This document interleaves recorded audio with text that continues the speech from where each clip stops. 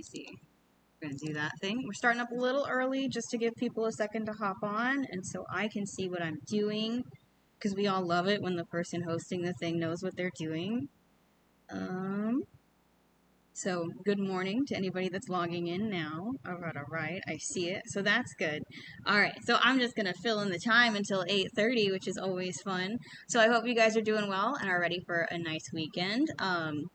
In the bird world, I don't know if you've noticed that any of your birds are a little bit more bedraggled than usual looking, kind of like they woke up on the wrong side of the bed. So for those that don't know, currently molting season is happening, so a lot of birds are going to look very frumpled, because essentially just how animals lose a lot of their hair like throughout the year, or how we lose our hair all the time, birds decide to do it all at once.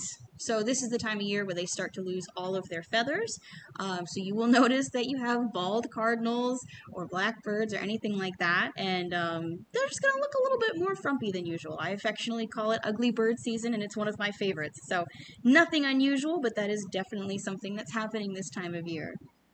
So keep an eye out for that. That's always fun. I always like it when the cardinals are a little bit more bald than usual, when they have that one feather sticking up, because they're absolutely trying their best.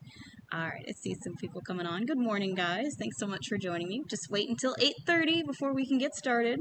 So I hope everybody's doing well and all that kind of jazz. Hope you guys have some nice plans for the weekend and whatnot. So, but has anybody seen any fun birds lately as well too? I don't know.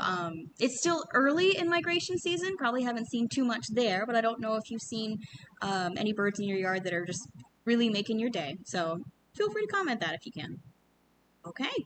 And I've got 8:30, so we're going to go ahead and get started as well. Good morning, everyone. Thanks so much for joining me today. My name is Jolene. I'm a certified songbird feeding specialist with Wild Birds Unlimited of Concord. And today we are going to be talking about Orioles, which is a lot of fun. For those of us in this section of North Carolina, we don't get Orioles until migration season. And peak migration doesn't happen until September and October. But I figured let's just stay ahead of the game, and we'll talk about it a little bit early. So for those of you that want to try and attract Orioles to your area, we can be prepared for that as well too. So with that, we're going to go ahead and get started. If you have any questions, feel free to leave a comment. I will try and keep an eye on that, and if I don't see it now, I will answer it afterwards. So Orioles specifically are in the family Icteridae, which actually includes your blackbirds, bobolinks, meadowlarks, and cowbirds. Cowbirds are one I did a presentation on earlier this year as well too, so you might see some similarities since they're both in the same family. Orioles do prefer a semi-wooded habitat, so open woodlands or forest edges. You're not going to find them deep in old woods. It'll be more on the outskirts, and of course they do prefer areas with riverbanks or water not too far by. Some small groves or orchards are also great places that you can find them. In this case, we're going to mention the Baltimore Oriole, and a lot of our focus is going to be on the Orioles that we find on the East Coast. So for us, it's going to be the Baltimore and the Orchard Oriole. The Baltimore Oriole has a summer range, so the time of year we would find them now, their breeding habitat, in this kind of red-orange color, so a lot of the northeast U.S. and some of the center in southern Canada as well too. You'll find that North Carolina is split pretty well between their breeding habitat and then their migration habitat. So this yellow section here is where you can find potential sightings of Baltimore Orioles. So they could fly through that area during migration. And migration takes place twice a year, once in the fall and once in the spring. So it's that switch from their breeding habitat to their wintering habitat and vice versa. So a lot of birds do this, some birds don't. Orioles definitely partake. This blue section here is going to be their wintering range. So you're going to see that goes all the way down into South America as well too. So these birds, depending on how far they're going, because you can have some that just make a simple jump to southern Florida, can either be medium or long distant migrants, since they're definitely making quite the haul there as well too. Occasionally, there have been points that Baltimore Orioles will overwinter, but that definitely depends on the food availability as well. A lot of the times, if they do overwinter, they're going to be by some bird feeders as well too. So I have heard some people in Harrisburg say that they do have some in the wintertime or very early in the year that do stop by for a few weeks as well too. So that could be a mix of those things as well.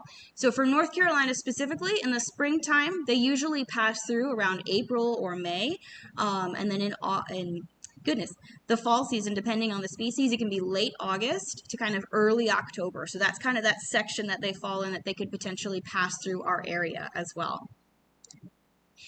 Now, the orchard oriole may be one that not everybody knows as well, which is completely fair. A lot of people know the Baltimore Oriole for quite a few different reasons, but the orchard oriole is actually the smallest of the North American orioles that we have. There are 9 species of orioles in North America, 6 of which can be found in the U.S., 2 of which can be found in North Carolina, which is always fun. These birds are interesting because they actually are in... you can definitely find them all over North Carolina in the summertime if you find their proper habitat, but they actually migrate out a little bit earlier than a lot of other species. So some will be on the move in mid-July, while a lot of them, a lot of other songbirds usually wait until a little bit closer to later August before they start to move. So these guys can be a little bit more subtle to see. You may not see them as much as people look for, like the Baltimore Orioles, for example. When it comes to identification of these birds, they are still in the blackbird family, so they do look very similar to like red-winged blackbirds in shape. They do have that kind of pointed bill, and they have that medium kind of sturdy body. They do have a thicker neck. Sometimes it looks like they don't have much of one, so that's very helpful for a silhouette. And then they also kind of have long, sturdy legs, which we'll talk a little bit about later as well, too. So they kind of have a little bit of a boxy shape there. When it comes to color, it's very hard to confuse the males for anything else. The males have that black head and black kind of like on the back of the body. They have those black feathers as well as the middle of the tail and the wings. But on the belly and the breast and the rump, which is just behind the flight feathers here on the back, lower back, that is all that bright orange. So people definitely... can see those very easily as well too, and they have some of that orange on the 2 outer tail feathers as well. The females can be a little bit harder to identify because they are more of a yellow than an orange, and you can have quite a few different species like summer tanagers that look similar in that yellow. You will notice for the females, they do have darker wings in comparison to their overall body color too. So again, they'll have that yellow plumage on the breast, belly, and kind of on a little bit of the tail as well too. The females do vary in plumage a little bit. So some of them can have darker heads, so a little bit closer to like a speckled black coloration or anything as well too. So sometimes they look like the first year males as well. So we'll talk about that later on too. So their color can vary a little bit. So remembering that body shape can be very helpful in identifying your female orioles as well too. With something about the Orioles as well is sometimes you hear them before you see them. So if you are on the lookout for Orioles in a certain habitat, be sure to either keep Merlin ID handy or keep an ear out. For Baltimore Orioles, they do have a whistling tone as well too. Usually they repeat 2 to 7 notes at a time. It lasts 1 to 2 seconds, and it sounds something, let me make sure I don't have like, let's see, all right.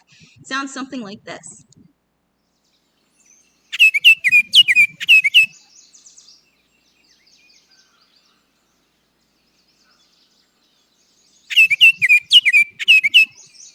So very whistle-like, and then their call is a very short version of the same thing.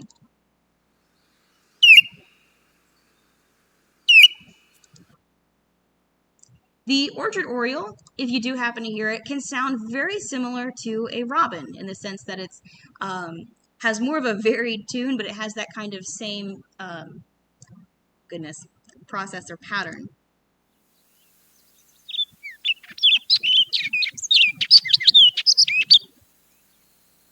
So definitely a little bit more varied.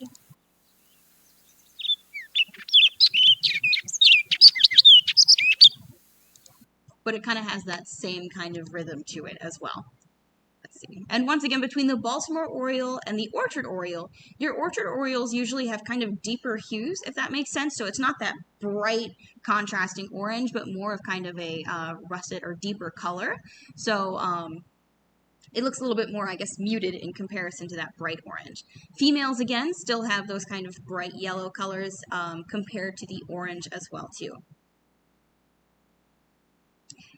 Some other species that we have in the U.S., not necessarily in this section here, but definitely in the southwest or southern Midwest as well, include the hooded oriole, the Bullock's oriole, and Scott's oriole.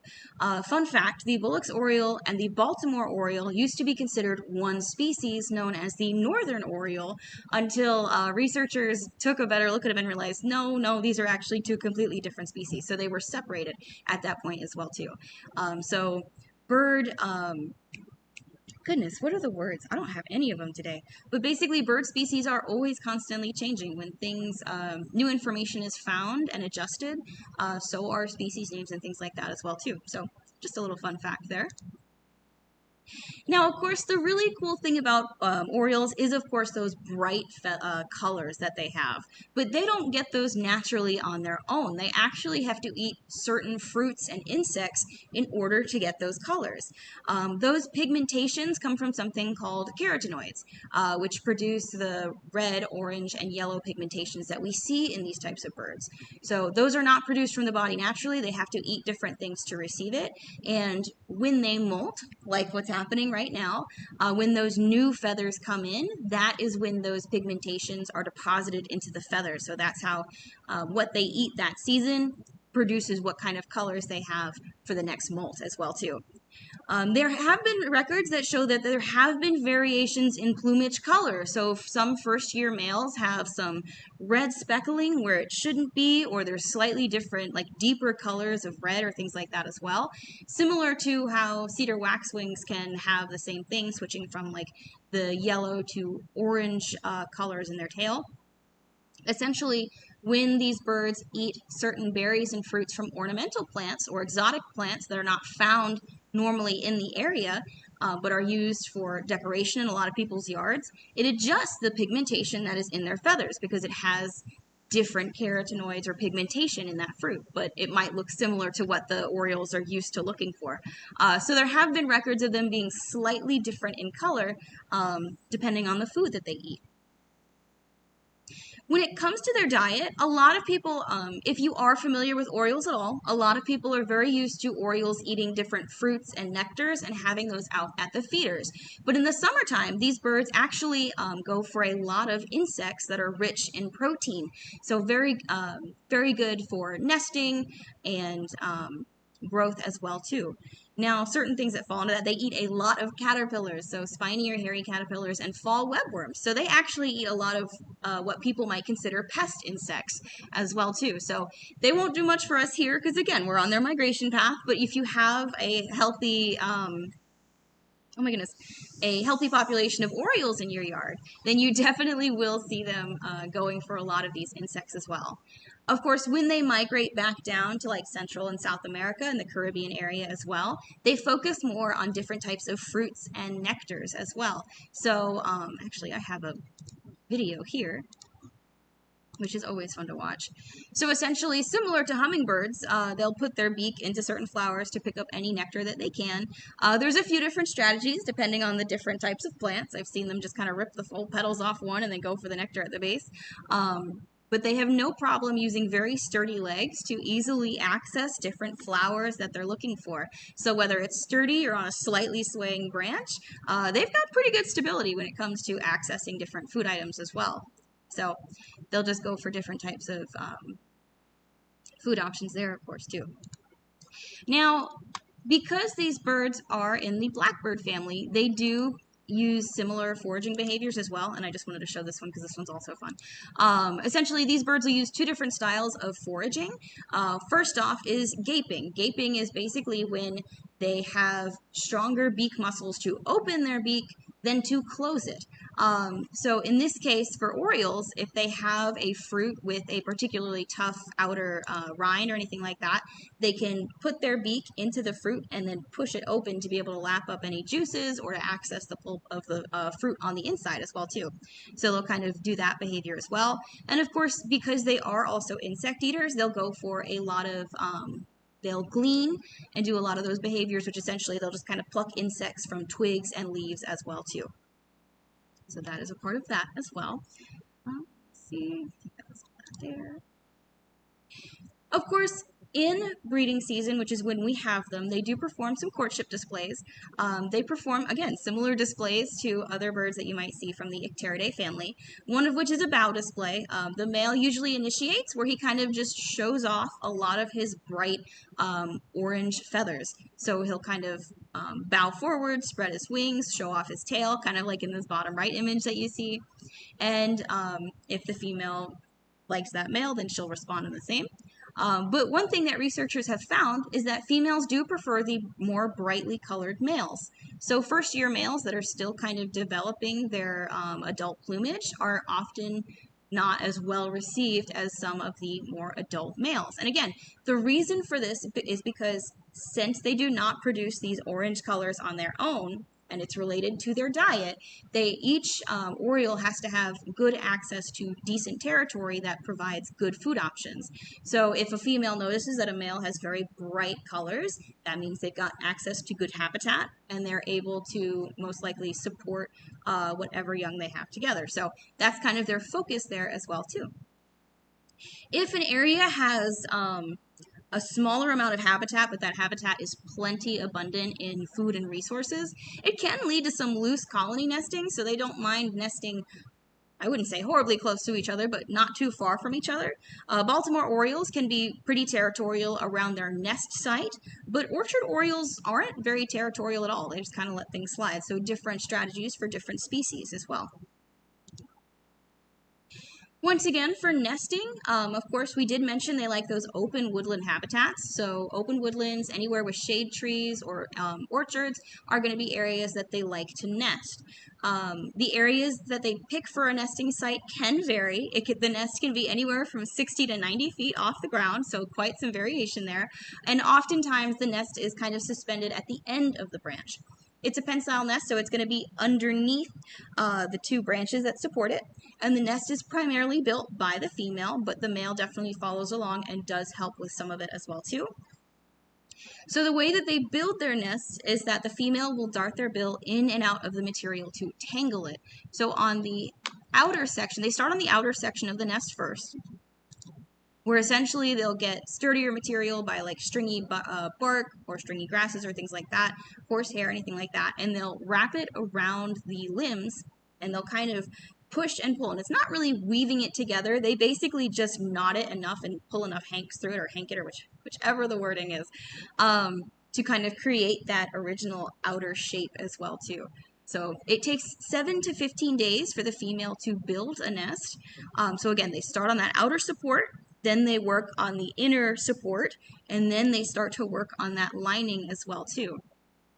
So definitely pretty intricate, definitely not the standard cup nest you might think that just kind of sits between the crook of a branch.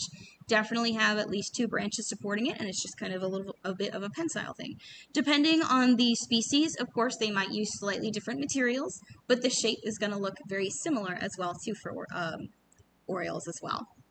So just a fun little strategy, and it's always fun to see them building their nests when that's not always something that you get to see. So again, Macaulay Library people are great because they post the videos that they have, and it's just so awesome because they can share a lot of this. I can share a lot of this stuff with you too, and that's just fantastic. So very fun behaviors to watch.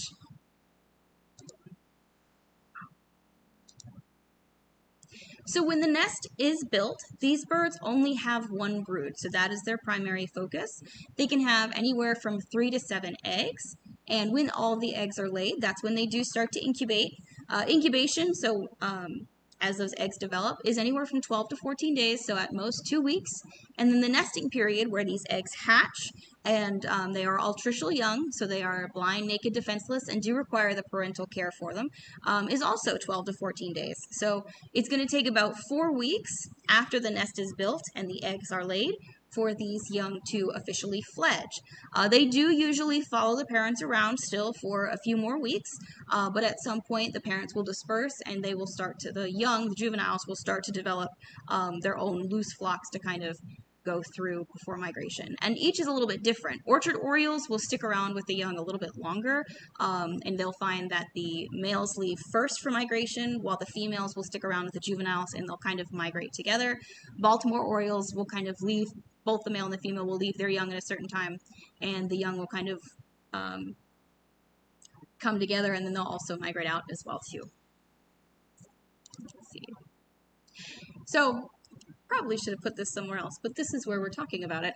Essentially, when those young fledge, Orioles do have something called delayed plumage maturation, which is essentially that concept where the young do not get their adult plumage the first molt they have. It's going to take a hot second before they get that.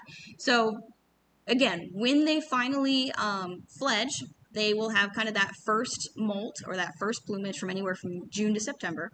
And then usually that additional molt, the first one that they do, is going to be anywhere from October to March, so more in that wintering time rather than right away. And then they will start to get the alternate plumage or that first year plumage closer to the next nesting season as well too. So they might not be ready for nesting that first year, but they're definitely very close as well. So these are just two images of an immature orchard oriole and an immature Baltimore Oriole as well too. So you can see that they are starting to get some of that coloration. They definitely don't have as much of the darker feathers or that bright orange that they could potentially have as they get their adult plumage as well too. So they might look a little different. So that's why body shape is a very important factor, as well as listening to their songs if you can, to identify certain birds as well too. So let's talk really quick about how to attract these birds to your yard. Of course, with migration, it's a hit or a miss because you never know where exactly they're going to be traveling to. So the most you can do is at least be prepared. So for a lot of us here, or just in general, they do migrate through in fall and spring. Usually September and October are the busier months, but having them out a month before any feeders that you want to provide these birds doesn't hurt to get you into the routine and kind of keep things prepared as well too. So things that you can offer Orioles have is quite the range actually. A lot of people recognize using fruit or nectar, so people using orange halves or cutting grapes in halves as well too are also very popular options. Whether you do that in an Oriole feeder specifically, or if you just do it in a cup feeder, a tray feeder, anything that holds those things. Some people, like in the video we saw earlier, just as a reminder, let me see, is this the one? Yeah, some people just kind of stake it to a log as well too. And by the way, this top one here is also an example of what some female Baltimore Orioles can look like. So they have more of that darker coloration, but it's not as pronounced as the male as well too. I forgot to mention that earlier.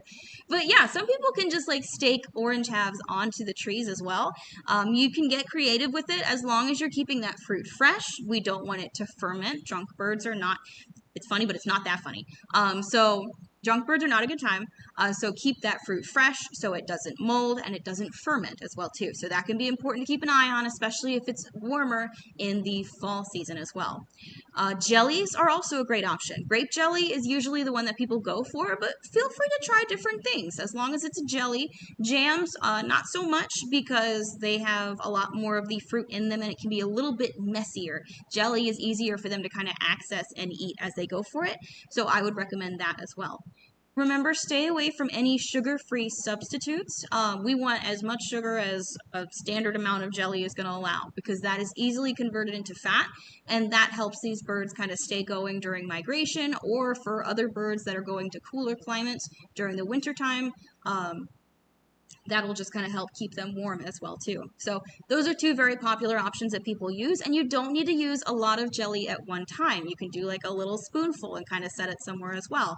Usually Oriole feeders just kind of have little notches where you can put that small amount. And again, cup feeders are great. Cup feeders are so versatile. It's just a simple option to use as well too.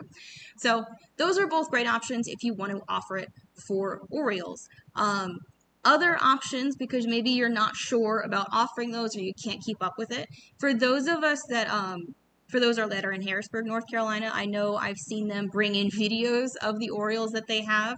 And every time I have seen them, and it's closer to the winter time, mind you, they always are eating peanuts. So peanuts and suet are great options as well too.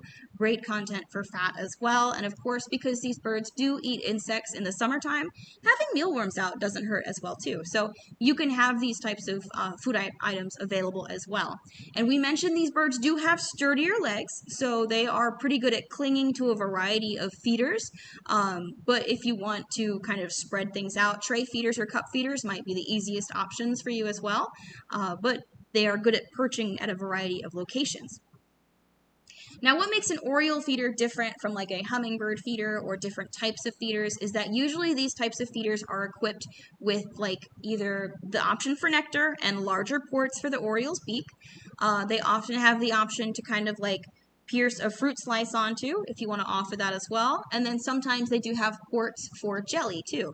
So if you find you are in an area that heavily gets Orioles either during a certain time of year or throughout the summertime, Oriole feeders might be a great investment for you as well too, just to kind of give every option available. But if you're sometimes on the migration path and you're not too sure about what kind of activity you're going to get, then substituting with other feeders that you have, like those cup or tray feeders, are also a very good alternative. And of course, if you want to offer a good habitat, but maybe not the food options there, avoiding pesticides can be very helpful for a lot of a lot of host plants that are a host for a variety of species of caterpillars or butterflies or things like that as well, provides better options for both your songbirds, orioles, things like that too. So the healthier insect activity you have, which I know sounds counterproductive for some of us, the healthier songbird activity that you'll have and the wider variety of biodiversity you'll have too in your yard. So that's always a good time as well. So for those that listen through as much as they could, I always appreciate it when you guys do. I do have a coupon code for any of you that would like to either come into the store today or make a phone order as well.